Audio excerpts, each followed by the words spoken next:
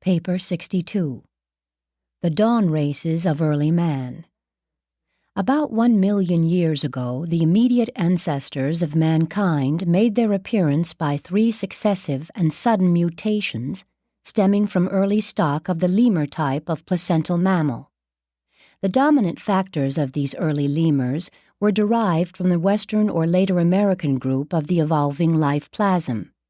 But before establishing the direct line of human ancestry, this strain was reinforced by contributions from the central life implantation evolved in Africa. The Eastern life group contributed little or nothing to the actual production of the human species. 1. The early lemur types. The early lemurs concerned in the ancestry of the human species were not directly related to the pre-existent tribes of gibbons and apes then living in Eurasia and northern Africa, whose progeny have survived to the present time. Neither were they the offspring of the modern type of lemur, though springing from an ancestor common to both but long since extinct. While these early lemurs evolved in the Western Hemisphere, the establishment of the direct mammalian ancestry of mankind took place in southwestern Asia, in the original area of the central life implantation but on the borders of the eastern regions. Several million years ago, the North American type lemurs had migrated westward over the Bering Land Bridge and had slowly made their way southwestward along the Asiatic coast. These migrating tribes finally reached the salubrious region lying between the then expanded Mediterranean Sea and the elevating mountainous regions of the Indian Peninsula. In these lands to the west of India, they united with other and favorable strains, thus establishing the ancestry of the human race. With the passing of time, the seacoast of India southwest of the mountains gradually submerged, completely isolating the life of this region. There was no avenue of approach to or escape from this Mesopotamian or Persian peninsula except to the north, and that was repeatedly cut off by the southern invasions of the glaciers. And it was in this then almost paradisiacal area, and from the superior descendants of this lemur type of mammal, that there sprang 2 great groups, the simian tribes of modern times and the present-day human species. 2. The dawn mammals. A little more than 1 million years ago, the Mesopotamian dawn mammals, the direct descendants of the North American lemur type of placental mammal, suddenly appeared. They were active little creatures, almost 3 feet tall, and while they did not habitually walk on their hind legs, they could easily stand erect. They were hairy and agile and chattered in monkey-like fashion, but unlike the simian tribes, they were flesh-eaters.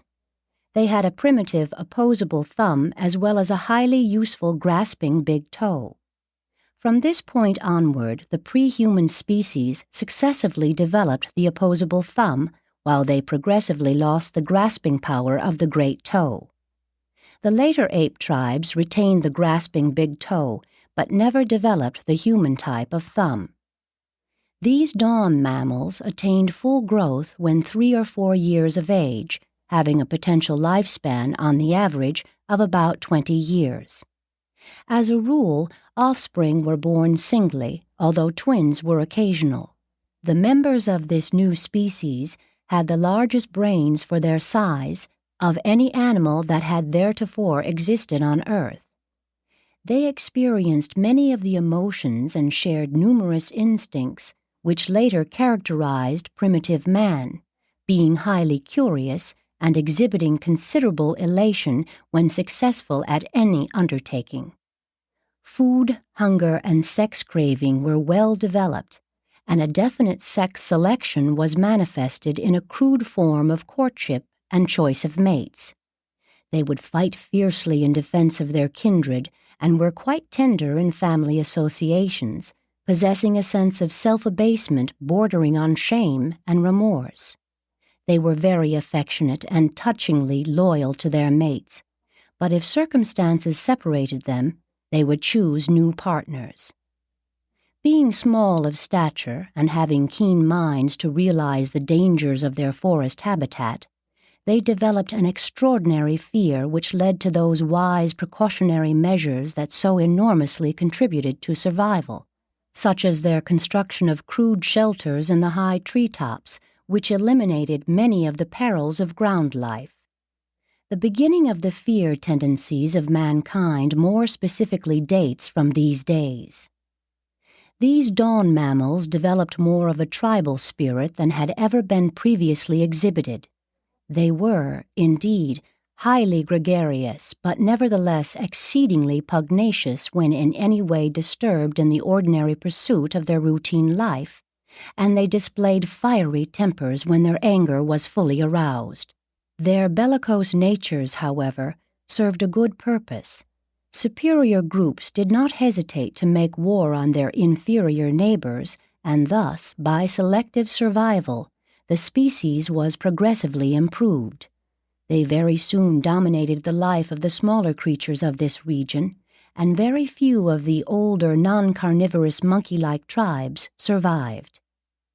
These aggressive little animals multiplied and spread over the Mesopotamian peninsula for more than 1,000 years, constantly improving in physical type and general intelligence.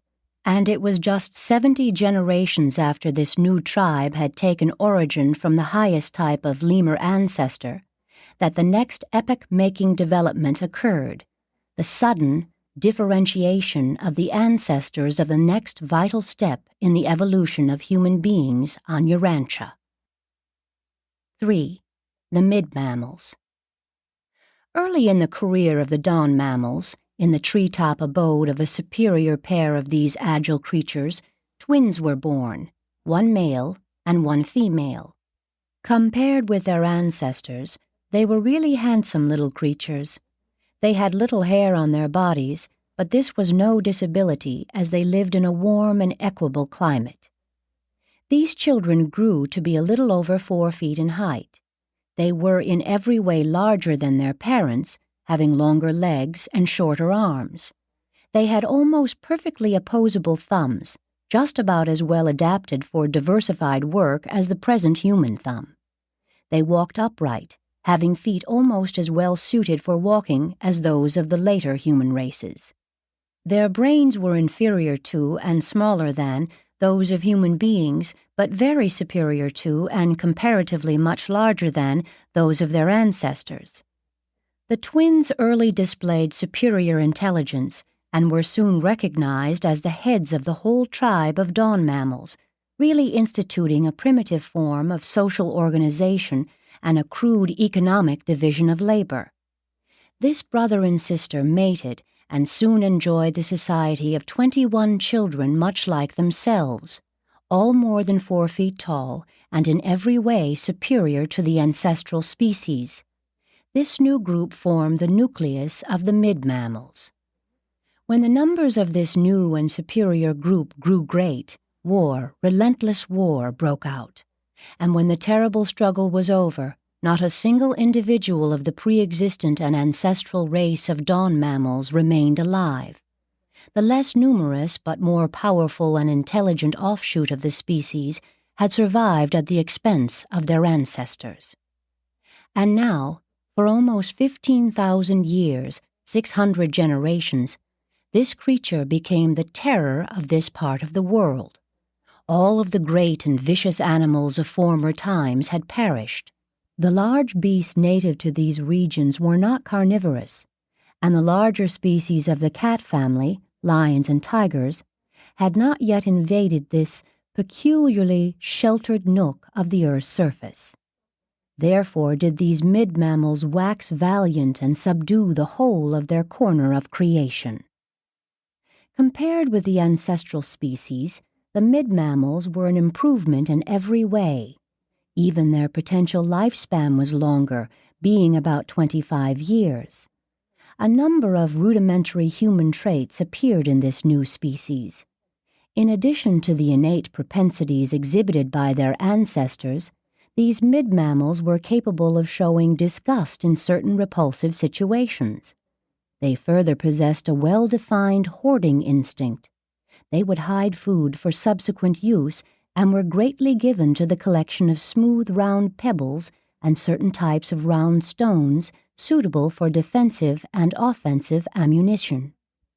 These mid-mammals were the first to exhibit a definite construction propensity, as shown in their rivalry in the building of both treetop homes and their many tunneled subterranean retreats. They were the first species of mammals ever to provide for safety in both arboreal and underground shelters. They largely forsook the trees as places of abode, living on the ground during the day and sleeping in the treetops at night. As time passed, the natural increase in numbers eventually resulted in serious food competition and sex rivalry, all of which culminated in a series of internecine battles that nearly destroyed the entire species. These struggles continued until only one group of less than 100 individuals was left alive. But peace once more prevailed, and this lone surviving tribe built anew its treetop bedrooms and once again resumed a normal and semi-peaceful existence. You can hardly realize by what narrow margins your pre-human ancestors missed extinction from time to time. Had the ancestral frog of all humanity jumped 2 inches less on a certain occasion, the whole course of evolution would have been markedly changed. The immediate lemur-like mother of the dawn mammal species escaped death no less than 5 times by mere hair-breadth margins before she gave birth to the father of the new and higher mammalian order. But the closest call of all was when lightning struck the tree in which the prospective mother of the primate's twins was sleeping. Both of these mid-mammal parents were severely shocked and badly burned. 3 of their 7 children were killed by this bolt from the skies. These evolving animals were almost superstitious. This couple whose treetop home had been struck were really the leaders of the more progressive group of the mid-mammal species, and following their example, more than half the tribe, embracing the more intelligent families, moved about 2 miles away from this locality and began the construction of new treetop abodes and new ground shelters, their transient retreats in time of sudden danger. Soon after the completion of their home, this couple, veterans of so many struggles, found themselves the proud parents of twins, the most interesting and important animals ever to have been born into the world up to that time, for they were the first of the new species of primates, constituting the next vital step in pre-human evolution.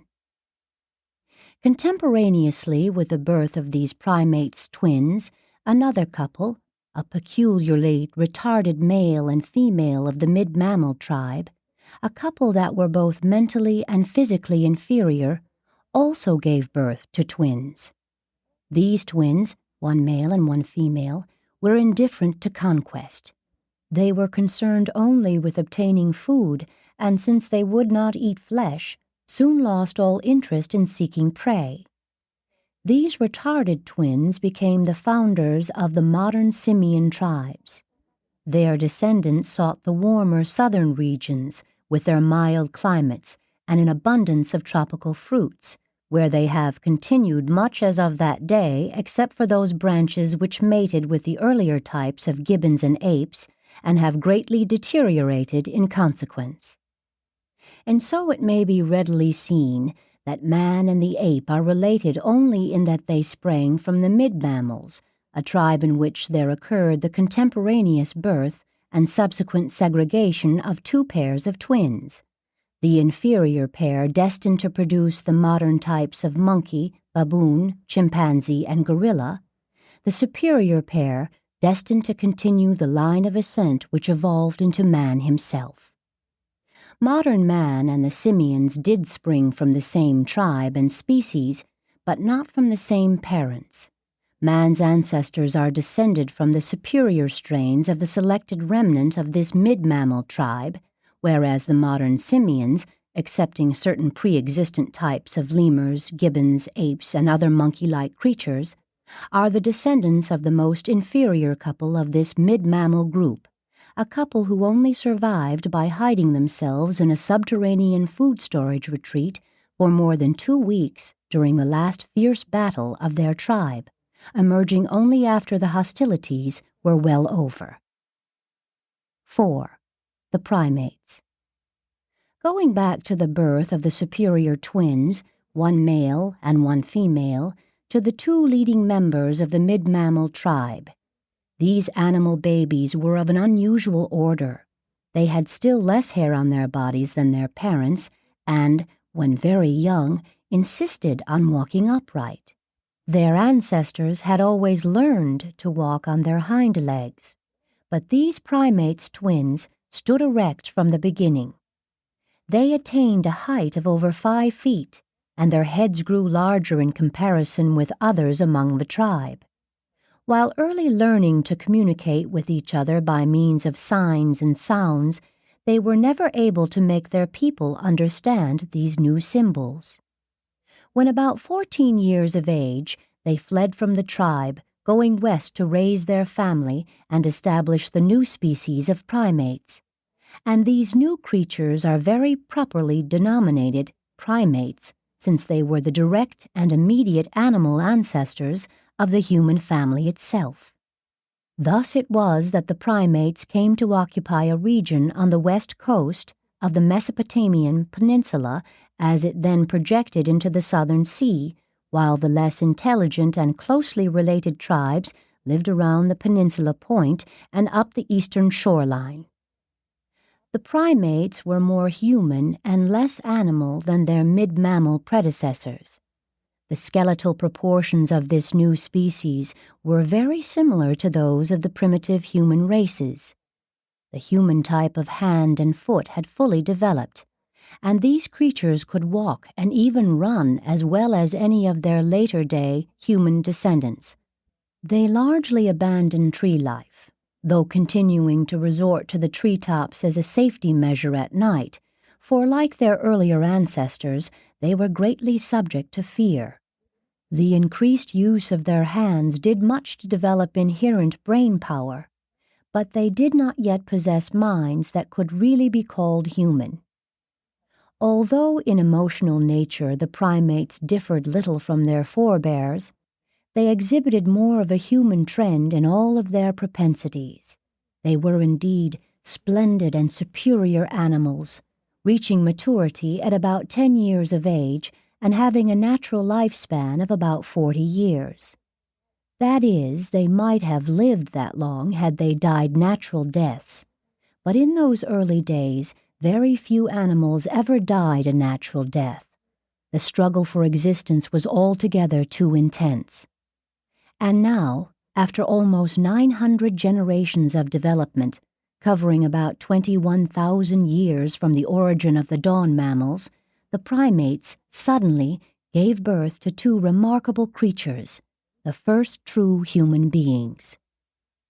Thus it was that the dawn mammals, springing from the North American lemur type, gave origin to the mid-mammals, and these mid-mammals in turn produced the superior primates, who became the immediate ancestors of the primitive human race.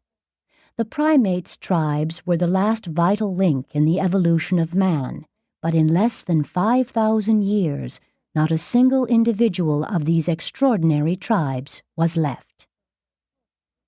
5. The first human beings. From the year A.D. 1934 back to the birth of the first 2 human beings is just 993,419 years. These 2 remarkable creatures were true human beings. They possessed perfect human thumbs, as had many of their ancestors, while they had just as perfect feet as the present-day human races. They were walkers and runners, not climbers. The grasping function of the big toe was absent, completely absent. When danger drove them to the treetops, they climbed just like the humans of today would.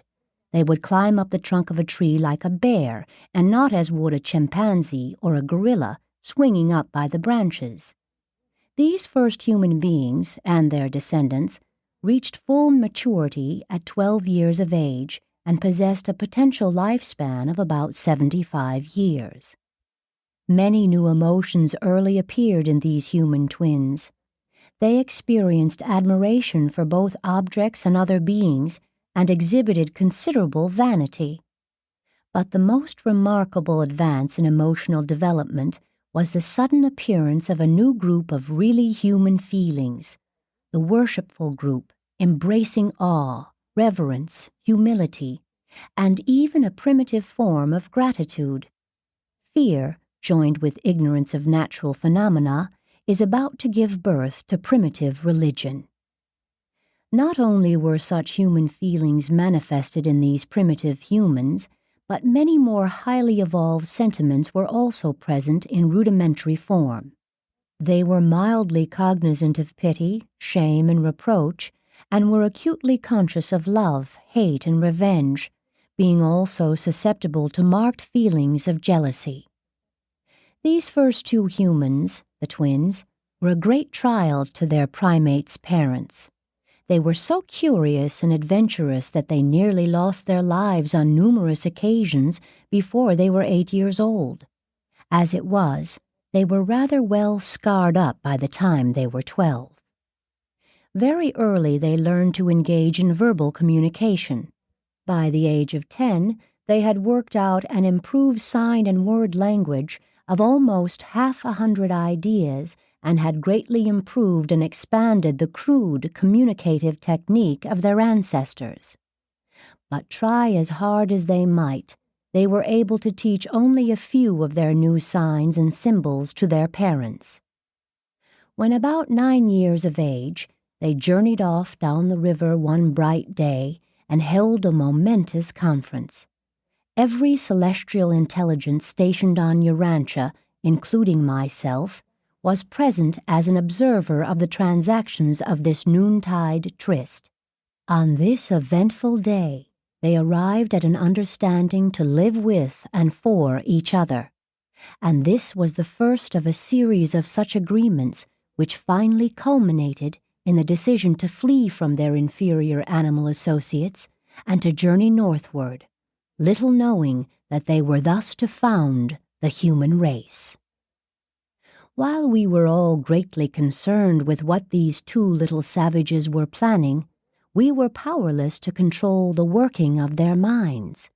We did not, could not, arbitrarily influence their decisions. But within the permissible limits of planetary function, we, the life carriers, together with our associates, all conspired to lead the human twins northward and far from their hairy and partially tree-dwelling people. And so, by reason of their own intelligent choice, the twins did migrate, and because of our supervision, they migrated northward to a secluded region where they escaped the possibility of biologic degradation through admixture with their inferior relatives of the primates' tribes. Shortly before their departure from the home forest, they lost their mother in a gibbon raid. While she did not possess their intelligence, she did have a worthy mammalian affection of a high order for her offspring, and she fearlessly gave her life in the attempt to save the wonderful pair. Nor was her sacrifice in vain, for she held off the enemy until the father arrived with reinforcements and put the invaders to rout. Soon after this young couple forsook their associates to found the human race, their primate's father became disconsolate. He was heartbroken. He refused to eat, even when food was brought to him by his other children. His brilliant offspring having been lost, life did not seem worth living among his ordinary fellows. So he wandered off into the forest, was set upon by hostile gibbons, and beaten to death. 6. Evolution of the human mind. We, the life carriers on Urantia, had passed through the long vigil of watchful waiting since the day we first planted the life plasm in the planetary waters, and naturally the appearance of the first really intelligent and volitional beings brought to us great joy and supreme satisfaction. We had been watching the twins develop mentally through our observation of the functioning of the 7 adjutant mind spirits assigned to Urantia at the time of our arrival on the planet. Throughout the long evolutionary development of planetary life, these tireless mind ministers had ever registered their increasing ability to contact with the successively expanding brain capacities of the progressively superior animal creatures. At first, only the spirit of intuition could function in the instinctive and reflex behavior of the primordial animal life. With the differentiation of higher types, the spirit of understanding was able to endow such creatures with the gift of spontaneous association of ideas. Later on, we observed the spirit of courage in operation. Evolving animals really developed a crude form of protective self-consciousness. Subsequent to the appearance of the mammalian groups, we beheld the spirit of knowledge manifesting itself in increased measure. And the evolution of the higher mammals brought the function of the spirit of counsel, with the resulting growth of the herd instinct and the beginnings of primitive social development. Increasingly, on down through the dawn mammals, the mid-mammals, and the primates, we had observed the augmented service of the first 5 adjutants, but never had the remaining 2, the highest mind ministers, been able to function in the Urantia type of evolutionary mind. Imagine our joy one day. The twins were about 10 years old, when the spirit of worship made its first contact with the mind of the female twin, and shortly thereafter with the male. We knew that something closely akin to human mind was approaching culmination. And when, about a year later, they finally resolved, as a result of meditative thought and purposeful decision, to flee from home and journey north, then did the spirit of wisdom begin to function on Urantia, and in these 2 now recognized human minds. There was an immediate and new order of mobilization of the 7 adjutant mind spirits. We were alive with expectation. We realized that the long-waited-for hour was approaching. We knew we were upon the threshold of the realization of our protracted effort to evolve will creatures on Urantia. 7. Recognition as an inhabited world. We did not have to wait long. At noon, the day after the runaway of the twins, there occurred the initial test flash of the universe circuit signals at the planetary reception focus of Urantia. We were, of course, all astir with the realization that a great event was impending. But since this world was a life experiment station, we had not the slightest idea of just how we would be apprised of the recognition of intelligent life on the planet. But we were not long in suspense. On the 3rd day after the elopement of the twins, and before the Life Carrier Corps departed, there arrived the Nebadon Archangel of Initial Planetary Circuit Establishment. It was an eventful day on Urantia when our small group gathered about the planetary pole of space communication and received the first message from Salvington over the newly established mind circuit of the planet. And this first message, dictated by the Chief of the Archangel Corps, said, "To the life carriers on Urantia, greetings. We transmit assurance of great pleasure on Salvington, Edentia, and Jerusalem, in honor of the registration on the headquarters of Nebadon of the signal of the existence on Urantia of mind, of will dignity. The purposeful decision of the twins to flee northward and segregate their offspring from their inferior ancestors has been noted. This is the first decision of mind, the human type of mind, on Urantia, and automatically establishes the circuit of communication over which this initial message of acknowledgement is transmitting. Next, over this new circuit, came the greetings of the Most Highs of Edentia, containing instructions for the resident life carriers, forbidding us to interfere with the pattern of life we had established. We were directed not to intervene in the affairs of human progress. It should not be inferred that life carriers ever arbitrarily and mechanically interfere with the natural outworking of the planetary evolutionary plans, for we do not. But up to this time, we had been permitted to manipulate the environment and shield the life plasm in a special manner, and it was this extraordinary, but wholly natural, supervision that was to be discontinued.